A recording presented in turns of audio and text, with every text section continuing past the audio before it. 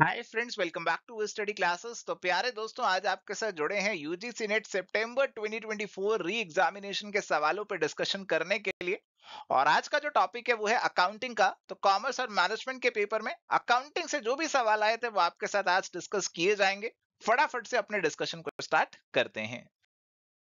प्यारे दोस्तों, अगर आप प्रिपेयर कर रहे हैं यूजीसी नेट कॉमर्स या फिर मैनेजमेंट के लिए, तो एवर स्टडी क्लासेस के पास आपके लिए डिटेल्ड कॉम्प्रिहेंसिव कोर्सेज अवेलेबल हैं पेपर 1 और पेपर 2 के लिए। अगर आपको केवल प्रैक्टिस करनी है तो आप टेस्ट सीरीज भी चेकआउट कर सकते हो और प्रीवियस ईयर क्वेश्चंस का कोर्स भी अलग से चेकआउट कर सकते हो।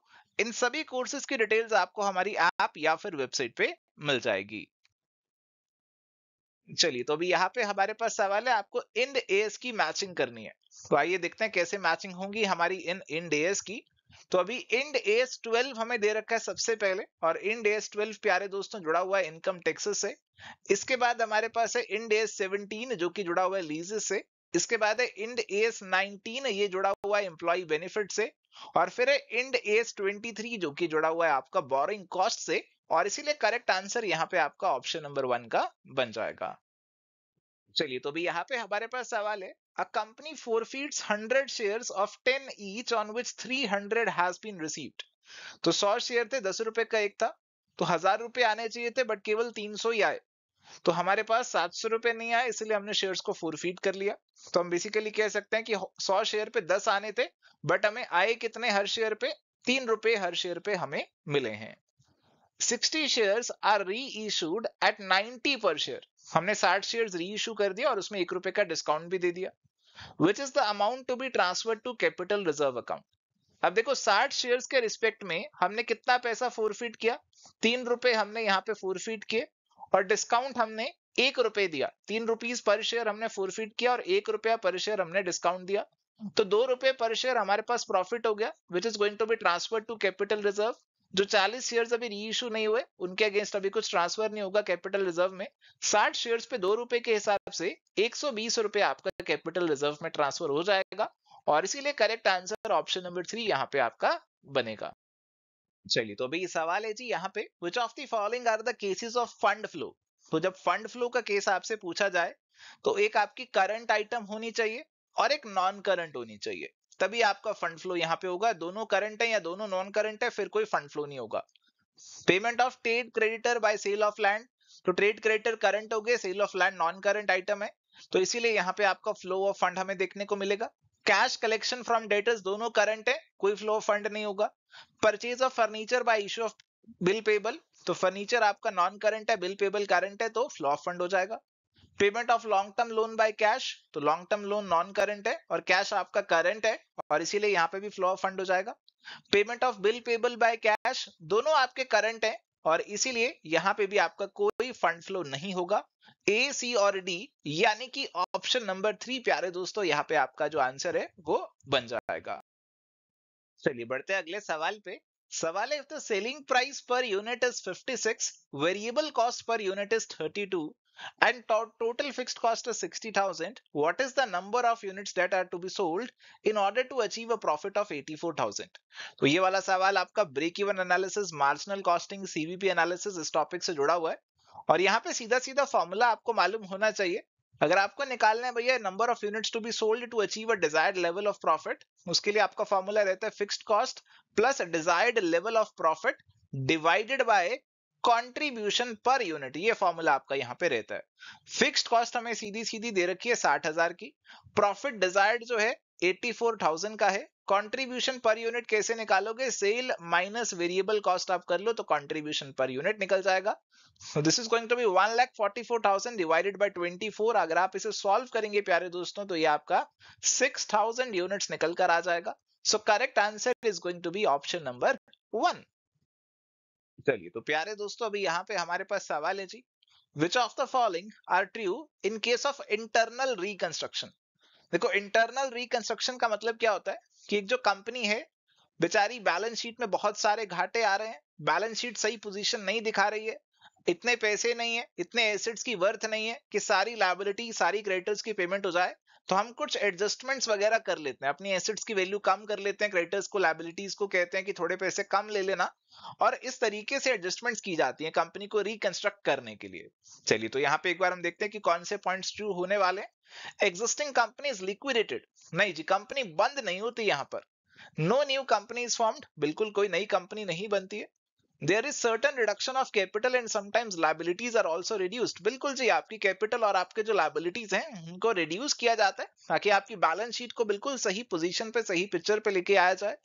The new company issues fresh capital, अब ये फ्रेश कैपिटल इशू होगी या नहीं होगी ये थोड़ा सा सब्जेक्टिव है, यहाँ पर हो सकता है कई केसेस में हो भी जाए और हो सकता है ना भी हो, ठीक है। तो और साथ में कोई न्यू कंपनी तो वैसे भी नहीं बन रही है, तो ये वाला पॉइंट थोड़ा सा भी डाइसी लग रहा है। It is done as per section 66 of the companies act 2013। तो अभी आपको शायद कंफ्यूजन हो रहा होगा डी और ई वाले पॉइंट्स को लेकर, पहले एलिमिनेशन लगाते हैं और हमारा जो ए वाला पॉइंट है जो पक्का से गलत है उसे उड़ा देते हैं, 1 और 2 तो हमारे उड़ गए। अभी हमारा बी सी तो आएंगे ही आएंगे, उसके बाद डी और ई में से चूज करना है। तो प्यारे दोस्तों, internal reconstruction is done as per the section 66 of the companies act 2013, ये वाला आपका जो स्टेटमेंट है दिस इज एब्सोल्युटली राइट। तो करेक्ट आंसर ऑप्शन नंबर 3 यहाँ पे आपका बनेगा। चलिए तो अब यहाँ पे हमारे पास एक मैच द फॉलोइंग का सवाल है। लिस्ट 1 और लिस्ट 2 हमें दे दी गई है, और लिस्ट 1 में हमारे पास ह्यूमन रिसोर्स कोई वैल्यूएशन को लेकर अप्रोचेस दे रखे हैं, और लिस्ट 2 में बताया गया ये किन्होंने डेवलप किए हैं। तो सही मैचिंग आपको करके बतानी है, सीधा सीधा फैक्चुअल सवाल है। सबसे पहले हिस्टोरिकल कॉस्ट अप्रोच, और ये जुड़ी है आपकी ब्रोमेट, फ्लेमोर्ड्स एंड पाइल से, और इसीलिए ये आपका 4 से मैच होगा।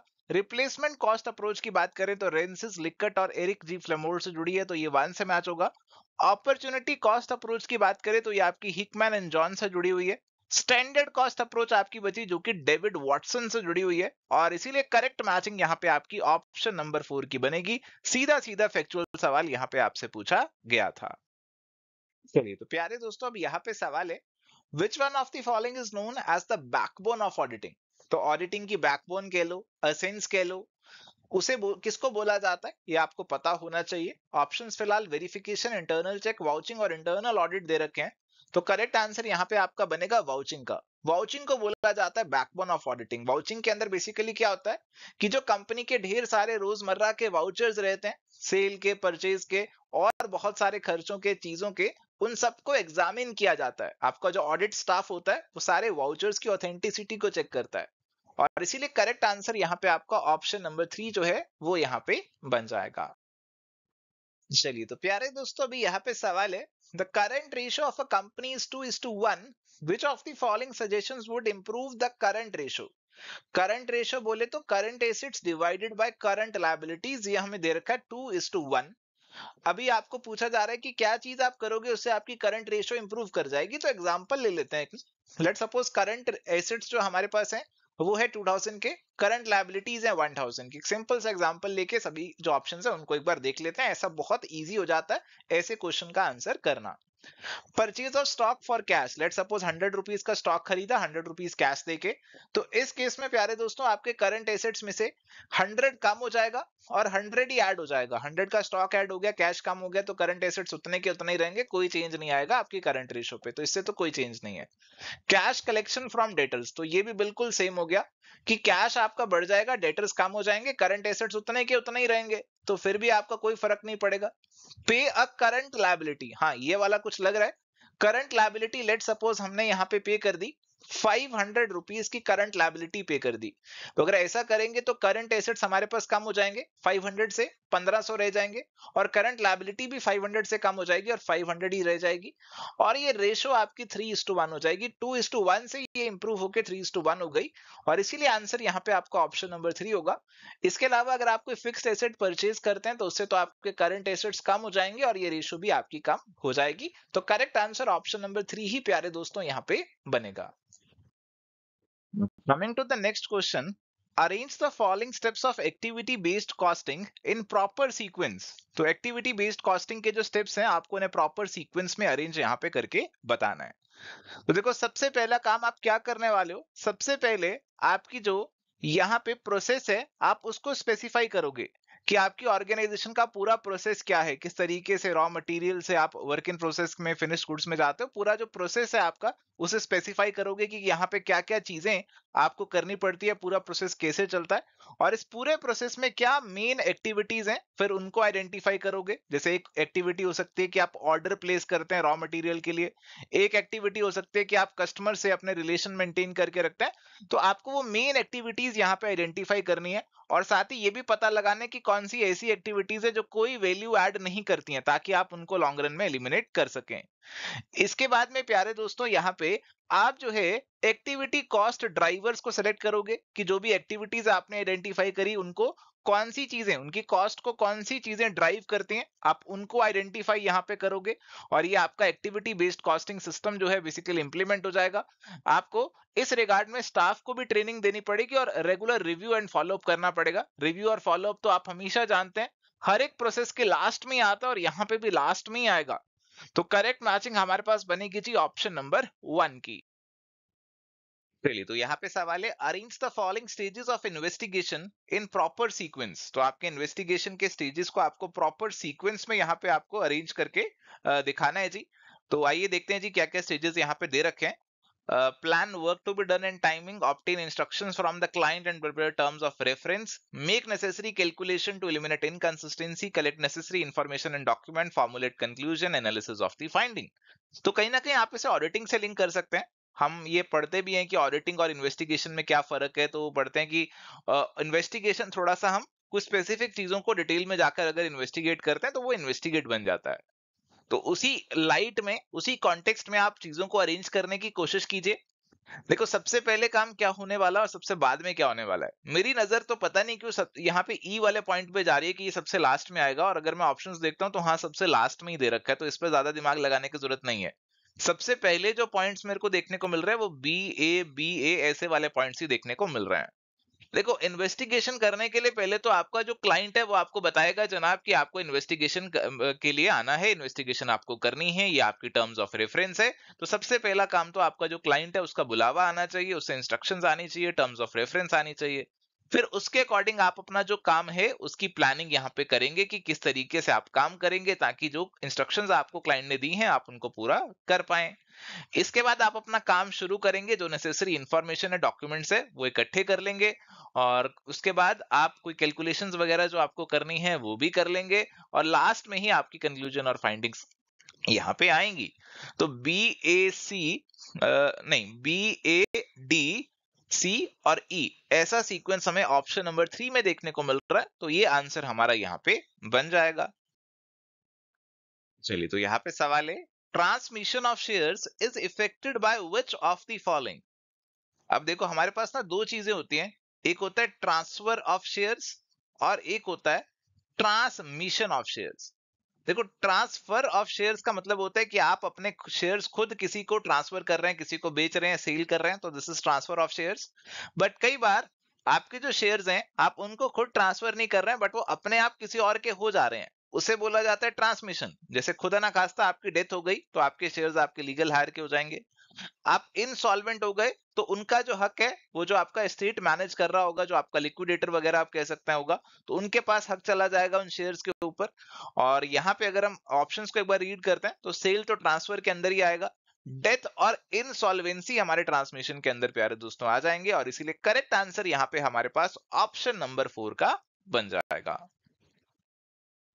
Coming to the next question, which of the following sections of the Companies Act 2013 deals with amalgamation, absorption and reconstruction? देखो, अगर अमलगमेशन, अब्जॉर्प्शन, रिकंस्ट्रक्शन से जुड़े हुए प्रोविजंस की बात करें तो कंपनीज एक्ट 2013 के चैप्टर नंबर 15 में दे रखे हैं और दीज आर फ्रॉम सेक्शंस 230 से 240। और यहाँ पे जो इस क्वेश्चन का जो आंसर है वो कोई नहीं दिया गया, ड्रॉप कर दिया गया इस क्वेश्चन को, क्योंकि ये वाले सेक्शंस तो यहाँ पे देखने को मिल ही नहीं रहे और इसीलिए इसका कोई करेक्ट आंसर यहाँ पे नहीं है। चलिए, तो अगला सवाल हमारे पास है which of the following is correct to compute labour mix variance. देखो, लेबर मिक्स वेरिएंस पे यहाँ पे आपको सवाल पूछा जा रहा है। अगर हम लेबर वेरिएंसेस पे नजर डालें तो सबसे ऊपर हमारे पास रहती है लेबर कॉस्ट वेरिएंस, कि आपका स्टैंडर्ड कॉस्ट और एक्चुअल कॉस्ट में क्या फर्क आया लेबर की कॉस्ट में। इसके अंदर हमारे पास फर्दर दो तरीके से क्लासिफिकेशन रहती है, एक होता है लेबर रेट वेरिएंस कि स्टैंडर्ड रेट और एक्चुअल रेट में क्या डिफरेंस आया, और एक होता है लेबर एफिशिएंसी वेरिएंस जो कि आपको बताता है स्टैंडर्ड आर और एक्चुअल आवर्स में आपका यहाँ पे क्या फर्क देखने को मिल रहा है। ये जो लेबर एफिशिएंसी वेरिएंस है इसको फर्दर हम यहाँ पे डिवाइड कर लेते हैं तीन के अंदर इसका डिवीजन यहाँ पे हो जाता है। इसके अंदर एक तो आता है आपका लेबर मिक्स वेरिएंस, और एक आपके पास आता है आइडल टाइम वेरिएंस, और एक आपके पास आता है जी यील्ड वेरिएंस। अब देखो जी, यहाँ पे स्टैंडर्ड आवर्स और एक्चुअल आवर्स का फर्क तो आपने कर दिया। लेट सपोज आपने स्टैंडर्ड आवर्स रखे थे 90,000 के, और एक्चुअल में आपने 1,00,000 आवर्स यहाँ पे कंज्यूम कर लिए, तो आपने ज्यादा आवर्स तो कंज्यूम कर लिए। बट कई बार क्या होता है कि आपके यहाँ पे लेबर में कुछ अलग अलग कैटेगरीज ऑफ लेबर होते हैं, जैसे कुछ स्किल्ड होते हैं और कुछ अनस्किल्ड होते हैं। तो उन केसेस में आपका ये मिक्स वेरिएंस आप कंप्यूट करते हैं। तो जैसे जो हमारा स्टैंडर्ड था उसमें था कि 90,000 और ये जो 60,000 है, इसके अंदर आपको जो रेशो मेंटेन करके चलना है वो 60,000 स्किल्ड और 30,000 अनस्किल्ड का करना है। बट आपने 1,00,000 में जो रेशो मेंटेन कर दिया वो 50,000 और 50,000 का कर दिया, तो आपने रेशो में भी गड़बड़ कर दी। तो अब अभी हम क्या करते हैं, इन एक्चुअल आवर्स के बेसिस पे रिवाइज्ड स्टैंडर्ड आवर्स को कंप्यूट किया जाता है, और रिवाइज्ड स्टैंडर्ड आवर्स को एक्चुअल आवर्स से कंपेयर किया जाता है, और ये वेरिएंस यहाँ पे कंप्यूट की जाती है।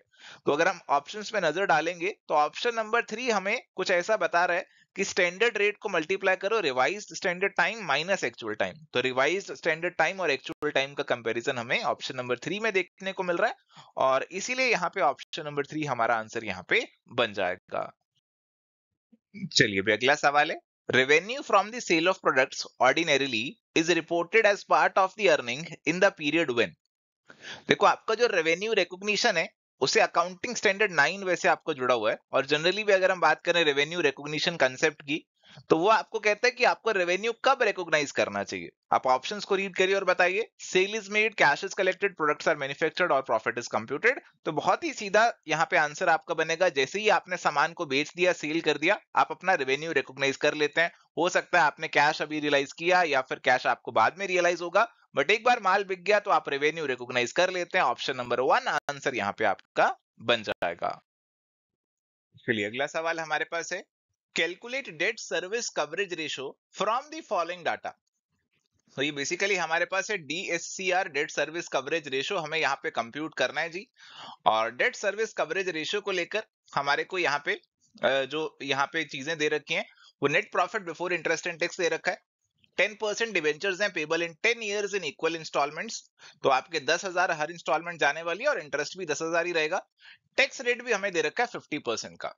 डेट सर्विस कवरेज रेशो की बात करें तो वैसे तो फंडा बहुत ही सिंपल है कि न्यूमरेटर में रखो आपकी अर्निंग्स जो आपके लिए अवेलेबल है डेट की सर्विस के लिए, और नीचे डिनोमिनेटर में रखो जो डेट की सर्विस आपको करनी है, यानी कि इंटरेस्ट और इंस्टॉलमेंट का अमाउंट। अभी क्योंकि टैक्स का फंडा आ जाता है तो थोड़ा सा चीजों को हमें देखकर चलना पड़ता है। अब देखो यहाँ पे ना हमारे पास दो सोर्सेज आ जाते हैं, दो फार्मूलाज आ जाते हैं। एक फार्मूला जो आपको किताबों में देखने को मिलेगा वो कहेगा न्यूमरेटर में प्रॉफिट आफ्टर टैक्स को रखो, उसमें इंटरेस्ट और नॉन कैश एक्सपेंसेस को ऐड कर दो, डिवाइड कर दो आपके इंटरेस्ट और इंस्टॉलमेंट के अमाउंट को।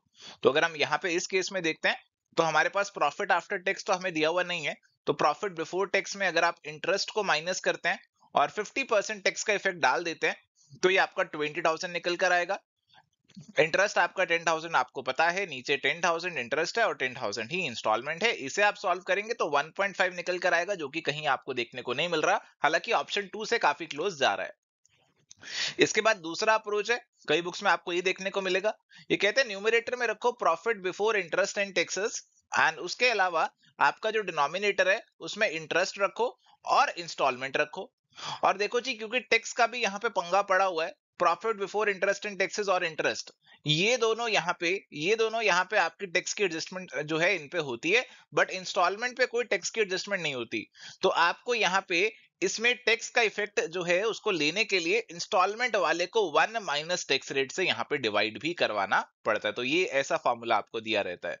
तो अगर आप इस फॉर्मूले को अप्लाई करते हैं तो 50,000, इंटरेस्ट आपका है 10,000 का, और इंस्टॉलमेंट भी 10,000 की है, 1 माइनस टैक्स रेट करके ये 0.5 आ जाएगा। इसे आप सॉल्व करेंगे तो 50,000, 10,000 प्लस 20,000, 30,000 आ जाएगा, और ये आपका 1.67 यहाँ पे बन जाएगा, जो कि ऑप्शन नंबर 2 में दिया हुआ है। तो इन्होंने second approach I think follow करी है इस सवाल को आंसर करने में। करेक्ट आंसर आपका ऑप्शन 2 यहाँ पे हो जाएगा। चलिए तो प्यारे दोस्तों, अभी यहाँ पे हमारे पास सवाल है, profit volume ratio PV ratio of a company is 50% and margin of safety is 40%। Calculate net profit if the sales volume is rupees 1 lakh. देखो सेल्स वॉल्यूम दे दिया, margin of safety, PV ratio दे दिया, नेट प्रॉफिट की competition हमें यहाँ पे करनी है। देखो मार्जिन ऑफ सेफ्टी का एक फॉर्मूला हमारे पास यहाँ पे रहता है। वो फॉर्मूला आपको कहते हैं कि margin of safety is equal to profit divided by PV ratio. इसका इस्तेमाल आप कहीं ना कहीं कर सकते हो सीधा सीधा प्रॉफिट को निकालने के लिए। अब देखो यहाँ पे आपको मार्जिन ऑफ सेफ्टी दे रखा है 40%, बट यहाँ पे 40% से बात नहीं बनेगी, यहाँ पे आपको निकालना पड़ेगा वैल्यू टर्म्स में। तो 1 लाख की सेल है, 1 लाख का 40%, ये बन गया 40,000 आपका मार्जिन ऑफ सेफ्टी। और प्रॉफिट हमें यहाँ पे कंप्यूट करना है। पीवी रेशो हमें ऑलरेडी दे रखा है 50% का, तो आप 50% को उधर लेके जाइए, 40,000 इंटू 50%, यानी कि 20,000 का आपका प्रॉफिट हो जाएगा। करेक्ट आंसर सीधा सीधा आपका ऑप्शन नंबर 2 का यहाँ पे हो जाएगा। चलिए, तो भी यहाँ पे हमारे पास सवाल है, a company has return on assets of 10% and profit margin of 2%, compute the total assets turnover.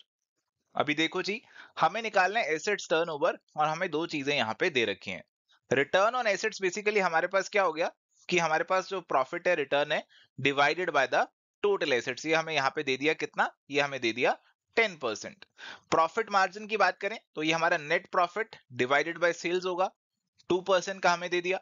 Asset turnover ratio की अगर हम बात करें तो जितनी भी टर्नओवर रेशो है, ऊपर न्यूमरेटर में आपका टर्नओवर आता है, या फिर मैं सीधा सीधा यहाँ पे सेल्स लिख देता हूं, सेल्स डिवाइडेड बाय आपके जो एसेट्स है वो यहाँ पे आने चाहिए। देखो जी, हमें यहाँ पे दो चीजें दे रखी हैं, दो रेशोज दे रखी है, तीसरी निकालनी है। तो ये दो की मदद से आप तीसरी निकाल सकते हैं क्या? जी हाँ, बिल्कुल निकाल सकते हैं। कैसे निकाल सकते हैं? आप रिटर्न ऑन एसेट्स वाला जो रेशो है उसे डिवाइड कर दीजिए, आपका जो प्रॉफिट मार्जिन आपको सवाल में दे रखा है, जो प्रॉफिट मार्जिन रेशो दे रखे है उसे डिवाइड कर दीजिए। अगर आप ऐसा करेंगे तो क्या होगा, अगर आप ऐसा डिवीजन करेंगे तो क्या होगा, net profit divided by total assets divided by आपका यहाँ पे net profit divided by sales. देखो नेट प्रॉफिट तो कैंसिल ही हो जाएगा, ये सेल्स नीचे से ऊपर पहुंच जाएगा, यानी कि सेल्स बाय टोटल एसेट्स हो जाएगा। और यही चीज तो अपने को निकालनी थी, यही चीज तो अपने को कंप्यूट करनी थी। तो आप डिवाइड करके देखिए, रिटर्न ऑन एसेट्स 10 दिया हुआ है, और आपको जो यहाँ पे प्रॉफिट मार्जिन दिया हुआ है 2 दिया हुआ है, तो ये आपका 5% निकल कर आ जाएगा, 5 निकल कर आ जाएगा। तो करेक्ट आंसर हमारे पास यहाँ पे क्या बनेगा, यहाँ पे हमारा ऑप्शन नंबर 2 यहाँ पे करेक्ट आंसर बन जाएगा। चलिए, तो प्यारे दोस्तों, यहाँ पे हमारे पास कुछ इंफॉर्मेशन दे रखी है, और इस इंफॉर्मेशन के बेसिस पे हमें 5 सवाल दे रखे हैं जो कि हमें आंसर करना है। तो एक केस स्टडी टाइप का, कॉम्प्रिहेंशन टाइप का सवाल है, न्यूमेरिकल सवाल है। इसमें आपको जो इंफॉर्मेशन दे दी गई है उस इंफॉर्मेशन को पहले एनालाइज करना पड़ेगा। अगर एनालाइज कर लिया तो अगले 5 सवाल आपके लिए बहुत ईजी यहाँ पे हो जाएंगे। तो इंफॉर्मेशन हमें दे रखी है, current debt to total debt ratio, total debt to owners equity, fixed assets to owners equity, total asset turnover, inventory turnover, owners equity हमें यहाँ पे दे रखी है। हमें एक तो फिक्स्ड एसेट की वैल्यू निकालनी है, आगे आने वाले जो सवाल आएंगे उसके अंदर आपको लॉन्ग टर्म डेट की वैल्यू निकालने के लिए, सेल्स की वैल्यू निकालने के लिए, इन्वेंट्री की वैल्यू निकालने के लिए बोला जाएगा। तो हम बेसिकली कोशिश करते हैं कि पहले इस डाटा को थोड़ा सा प्रोसेस कर लें, प्रोसेस करके अलग अलग चीजें निकाल लें। तो डेट है, एसेट्स है, इक्विटी है, तो एक बैलेंस शीट यहाँ पे रफ सी बन सकती है। तो एक बैलेंस शीट थोड़ी रफ सी यहाँ पे बना लेते हैं, उससे शायद चीजें थोड़ी सी आसान हो जाएं।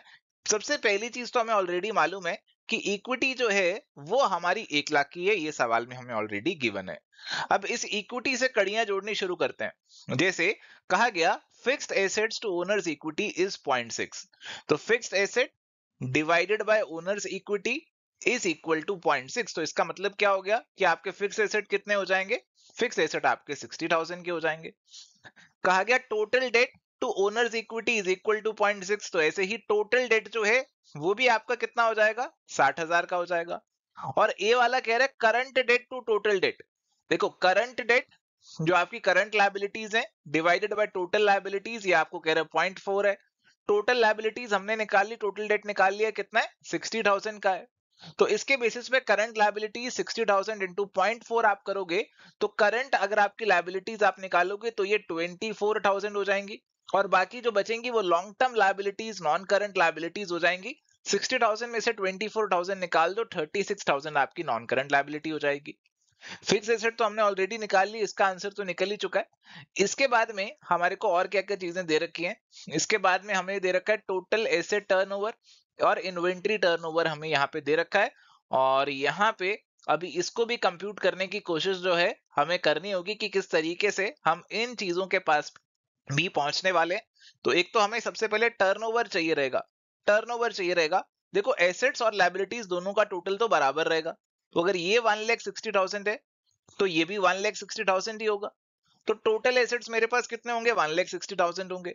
टोटल एसेट टर्नओवर हमें 2 टाइम्स दे रखा है, तो एसेट टर्नओवर रेशियोज जो भी होती हैं उसमें ऊपर आपका टर्नओवर आता है या सेल्स आता है और नीचे आपके एसेट्स आ जाते हैं, और एसेट्स हमें यहाँ पे 1,60,000 पता चल चुके हैं और ये 2 टाइम्स है।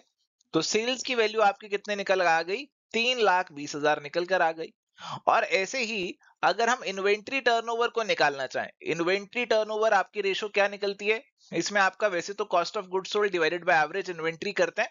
आप कॉस्ट ऑफ गुड्स सोल्ड नहीं मालूम है तो सेल्स डिवाइडेड बाय इन्वेंट्री भी कर लेते हैं। सेल्स डिवाइडेड बाय इन्वेंट्री आपका यहाँ पे इज इक्वल टू 8 टाइम्स। तो इन्वेंट्री इससे क्या निकल कर आ गई, आपकी इन्वेंट्री आपकी 40,000 की यहाँ पे निकल कर आ जाएगी। तो यहाँ पे अगर आप लिखना चाहें तो बैलेंस शीट में ये इन्वेंट्री आ गई 40,000 की, और इसके अलावा कुछ और भी होंगे अदर करंट एसेट्स जो कि आपके बनेंगे कितने के, 60,000 के। तो इस तरीके से हमने ये पूरे सवाल को सॉल्व कर लिया। जो भी सारी चीजें आगे आपसे पूछी जाएंगी वो हम यहाँ इस स्लाइड पे कंप्यूट कर चुके हैं। जैसे अब यहाँ पे हमसे पूछा जा रहा है value of the long term debt, तो ऑलरेडी हमने निकाल लिया 36,000। यहाँ पे पूछ रहा है value of the total assets, तो हमने निकाला टोटल एसेट्स टोटल लायबिलिटीज दोनों बराबर होते हैं बैलेंस शीट में, और ये 1,60,000 यहाँ पे निकल कर आ रहा था। वैल्यू ऑफ सेल्स यहाँ पे पूछी जा रही है, तो वैल्यू ऑफ सेल्स भी हमने एसेट टर्नओवर के बेसिस पे निकाल ली थी, और ये हमारी कितनी निकल कर आई थी, ये हमारे पास निकल कर आई थी 3,20,000। ऑप्शन नंबर 4 आंसर यहाँ पे हो जाएगा। इसके बाद आ गया compute the value of the inventory, और इन्वेंट्री भी हमने यहाँ पे निकाल दी थी। इन्वेंट्री यहाँ पे हमारे पास कितनी निकल कर आई थी, इन्वेंट्री यहाँ पे हमारे पास 40,000 की निकल कर आ चुकी थी। तो आंसर ऑप्शन नंबर 1 का यहाँ पे आ जाएगा। तो आप देख सकते हैं कि एक बार अगर आपने डाटा को सही से एनालाइज कर लिया तो बाकी के सवाल बहुत ईजी आपके लिए हो जाते हैं। चलिए, तो यहाँ पे हमारे पास अगला सवाल है, arrange the following components of a cost sheet in proper sequence starting from the first to the last. आपको यहाँ पे दे रखे हैं cost of sale, cost of production, raw material consumed, factory cost और प्राइम कॉस्ट। देखो cost sheet के अंदर आप अपनी जो कॉस्ट है उसकी यहाँ पे कैलकुलेशन करने की कोशिश करते हैं। आप स्टार्ट यहाँ पे करते हैं रॉ मटेरियल कंज्यूम से, जो आपका रॉ मटेरियल कंज्यूम हुआ उससे आप स्टार्ट करते हैं, और इसके अंदर यहाँ पे आप पहले तो ऐड कर देते हैं अपना जो भी आपके डायरेक्ट वेजेस हैं, डायरेक्ट एक्सपेंसेस हैं, इनको ऐड करने के बाद आपके पास जो कॉस्ट निकल के आती है that is your prime cost. Prime cost के अंदर आप फैक्ट्री का जो खर्चा एक्सपेंस है वो ऐड करते हो, तो आपके पास वर्क्स कॉस्ट या फिर फैक्ट्री कॉस्ट यहाँ पे निकल कर आ जाएगी। और इसके बाद प्यारे दोस्तों इसमें आपके जो ऑफिस के ओवरहेड्स हैं, ऑफिस और एडमिन के ओवरहेड हैं, आप उनको यहाँ पे ऐड करते हो, तो फिर जाके आपकी प्रोडक्शन कॉस्ट निकल कर आती है, कॉस्ट ऑफ प्रोडक्शन निकल कर आती है। कॉस्ट ऑफ प्रोडक्शन के बाद इसके अंदर आप यहाँ पे ओपनिंग और क्लोजिंग स्टॉक के एडजस्टमेंट करते हो, फिनिश गुड्स के एडजस्टमेंट करते हो, तो आपका निकल कर आता है यहाँ पे कॉस्ट ऑफ गुड्स सोल्ड। और इसके अंदर आप सेलिंग और एडमिनिस्ट्रेशन एक्सपेंसेस को यहाँ पे ऐड करते हो, और फिर आपका यहाँ पे निकल कर आता है कॉस्ट ऑफ सेल्स। तो सबसे पहले रॉ मटेरियल कंज्यूम्ड आएगा, फिर प्राइम कॉस्ट, फिर फैक्ट्री कॉस्ट, फिर कॉस्ट ऑफ प्रोडक्शन और फिर कॉस्ट ऑफ सेल। तो आपका जो आंसर बनेगा CEDBA, यानी कि ऑप्शन नंबर 4 आंसर यहाँ पे बनेगा। चलिए, तो प्यारे दोस्तों यहाँ पे सवाल है मैच द फॉलोइंग का। लिस्ट 1 और लिस्ट 2 हमें दे दी गई है। लिस्ट 1 में हमारे पास है इंड एएस, और लिस्ट 2 में पूछा गया ये किससे रिलेटेड है। और इंड एएस 12 की अगर मैं बात करूं तो इंड एएस 12 मेरा जुड़ा हुआ है जी इनकम टैक्सेस से, तो हमारा जो ए है वो यहाँ पे 4 से मैच हो जाएगा। इंड एएस 16 की बात करूं तो ये फिक्स्ड एसेट से, प्रॉपर्टी प्लांट इक्विपमेंट से जुड़ा हुआ है। इंड एएस 33 की बात यहाँ पे मैं करता हूं तो ये जुड़ा हुआ है आपका अर्निंग पर शेयर ईपीएस से। इंड एएस 38 आपका जो है वो जुड़ा है यहाँ पे इनटेंजिबल एसेट से। तो करेक्ट मैचिंग जो हमारी बन रही है वो बन रही है ऑप्शन नंबर 2 के अंदर, तो ये आंसर यहाँ पे हमारा बन जाएगी। चलिए, तो यहाँ पे हमारे पास सवाल है जी, if the profit before interest and tax is ₹10,000, provision for tax is ₹5,000, number of equity shares is equal to 3,000, preference dividend is equal to 2,000, dividend per equity share is equal to 0.4, what is the value of the payout ratio।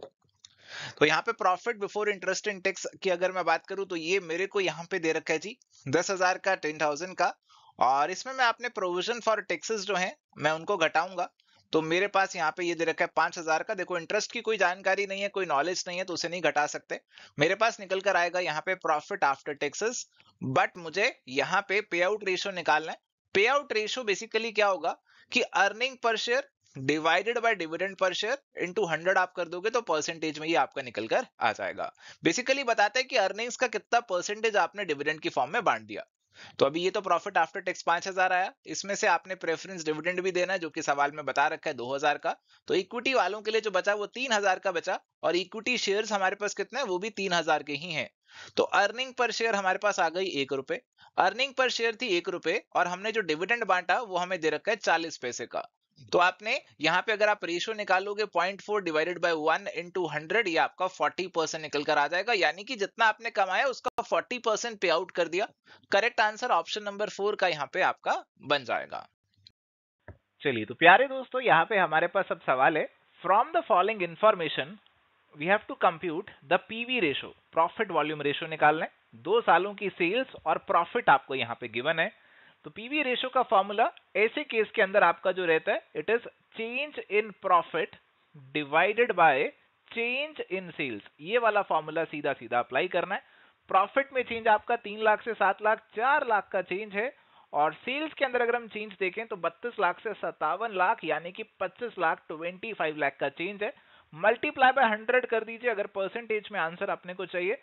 तो अगर आप इसे यहाँ पे solve करेंगे तो ये आपका निकल कर आ जाएगा 16%, 16%, यानी कि ऑप्शन नंबर 1 हमारा जो आंसर है यहाँ पे बन जाएगा।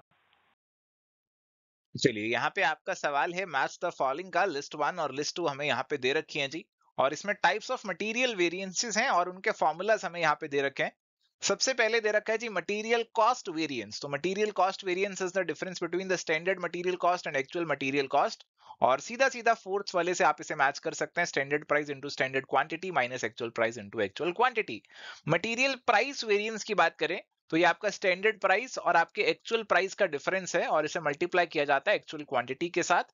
ये चीज हमें देखने को यहाँ पे मिल रही है सेकंड वाले के अंदर ही, और B2 से मैच हो जाएगा। मटेरियल यूजेज वेरिएंस की अगर हम बात करें तो यहाँ पे आप अपना मटेरियल का जो यूजेज है उसे कंपेयर करेंगे और मल्टीप्लाई करेंगे स्टैंडर्ड प्राइस से। ये चीज हमें देखने को मिल रही है ऑप्शन नंबर 1 में, पॉइंट नंबर 1 में। और मटेरियल मिक्स वेरिएंस ही बचता है जी, और ये आपका 3 से ही मैच हो जाएगा। करेक्ट आंसर की अगर हम बात करें तो सीधा सीधा ये बन चुका है आपका ऑप्शन नंबर 4 का। चलिए तो यहाँ पे सवाल है prepaid salary is which type of account. तो अगर हम बात करें टाइप्स ऑफ अकाउंट्स की, तो हमारा जो ट्रेडिशनल अकाउंटिंग का सिस्टम है उसमें हमें 3 टाइप ऑफ अकाउंट्स देखने को मिलते हैं, पर्सनल, रियल और नॉमिनल। पर्सनल खाते बेसिकली हमारे पास होते हैं लोगों के, रियल होते हैं एसेट्स और लायबिलिटीज के, नॉमिनल होते हैं इनकम्स और एक्सपेंसेस के। तो अगर हम प्रीपेड सैलरी की बात करें तो सैलरी हमने पहले दे दी, एडवांस में दे दी है, तो ये लोगों को ही दी होगी, पर्सन को ही दी होगी, तो ये पर्सनल अकाउंट की कैटेगरी में आएगा आपका। करेक्ट आंसर ऑप्शन नंबर 1 का आपका यहाँ पे बनेगा। स्पेसिफिकली इसे रिप्रेजेंटेटिव पर्सनल अकाउंट भी बोला जाता है। आंसर ऑप्शन 1 यहाँ पे होगा। चलिए तो अभी यहाँ पे सवाल है in which of the following cases there will be flow of fund. तो अगर हम फंड फ्लो की बात करते हैं, देखो फंड फ्लो के लिए आपके पास यहाँ पे एक करंट खाता होना चाहिए और दूसरा नॉन करंट खाता होना चाहिए। अगर दोनों करंट या दोनों नॉन करंट होंगे तो कोई फंड फ्लो नहीं होगा। Purchase of building for cash, building non current है, कैश करंट है, तो फंड फ्लो हो जाएगा। कैश कलेक्शन फ्रॉम डेटर, दोनों करंट है तो no fund flow. Cash payment to creditor, दोनों करंट है तो no fund flow. Issue of share for cash, share non current, cash current, तो हो जाएगा। Payment of creditors by issue of share, तो क्रेडिटर करंट हो गए, शेयर नॉन करंट हो गए, तो फंड फ्लो हो जाएगा। ए, डी और ई, यानी कि ऑप्शन नंबर 4 आंसर यहाँ पे हमारा बन जाएगा। प्यारे दोस्तों, ये थी जी आज की हमारी चर्चा यूजीसी नेट री एग्जाम के प्रीवियस ईयर क्वेश्चंस के ऊपर। उम्मीद करता हूँ आपको आज के सेशन से जरूर कुछ नया सीखने को मिला होगा, और इस वीडियो को लाइक तो आपने ऑलरेडी कर ही दिया होगा। मिलते हैं नेक्स्ट सेशन में। Till then goodbye, take care, all the best.